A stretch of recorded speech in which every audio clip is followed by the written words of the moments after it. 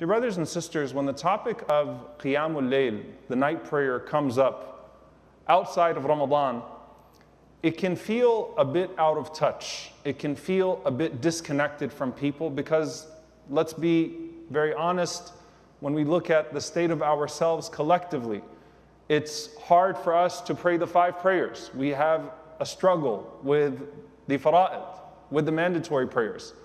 And so some might say, why talk about Tahajjud? Why talk about the night prayer when people are struggling with the 5 obligatory prayers? And I ask myself that question as well. If someone's struggling with the fara'id, how can they even begin to entertain Qiyamul Layl, to entertain the idea of praying at night? And Ramadan is, of course, an exception. You find people that, just like people fast Ramadan, that struggle with other obligations in the deen. And we ask Allah to make Ramadan, the fasting of Ramadan, a means for them to fulfill the other obligations. But just as people, can fast Ramadan, but they can't do a lot of those other things throughout the year, in many ways, people sort of relegate this practice to this special 10 nights, and that's it. And we don't really touch it. And maybe one day, my faith will get to the point that I feel connected enough to Allah subhanahu wa ta'ala that I can start to entertain that conversation. And then once I start to dive into the books and I start to read about the way that the Salaf, the way that the pious predecessors viewed Qiyamul Layl seemingly as an obligation, not an obligation in the technical sense, which we'll get to, but as an obligation on themselves for spiritual health, it can be demoralizing and depressing because you read that and you say, where am I?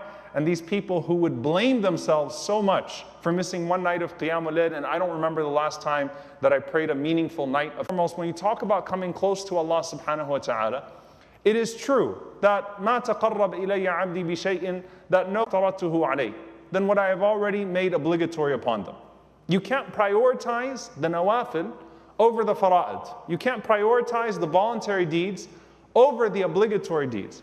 However, if a person tastes the sweetness of certain voluntary deeds, not only can it help them be more consistent with the obligatory deeds, it can help revive the spirit of those obligatory deeds. In fact, which is what Aisha radiallahu ta'ala anha said about Surah Al-Muzammil. If you read Surah Al-Muzammil, the 3rd revelation to the Prophet sallallahu alaihi wasallam, it is a page and a half.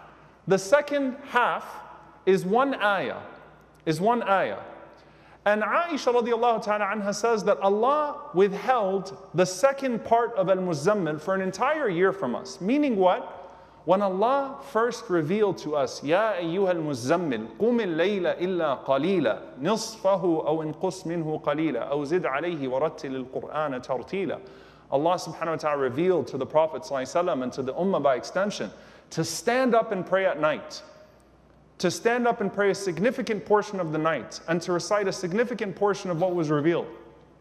Aisha radiallahu anha said, for a year, the obligation upon us was Qiyamul Layl. Meaning Qiyamul Layl, the night prayer, was an obligation on the Ummah for an entire year before the obligation of the 5 prayers came later on.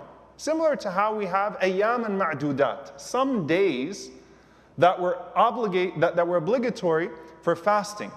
But when Ramadan came, they became voluntary, like the fasting of Arafah and Ashura and other days like that. Okay, so with the prayer of Qiyamul Layl, she says that for a whole year, and this was the most difficult time in the life of the Prophet ﷺ and by the Ummah who was facing persecution and had no community, which is one of the wisdoms that the ulama mentioned. They didn't have a community to gather. They had no masjid.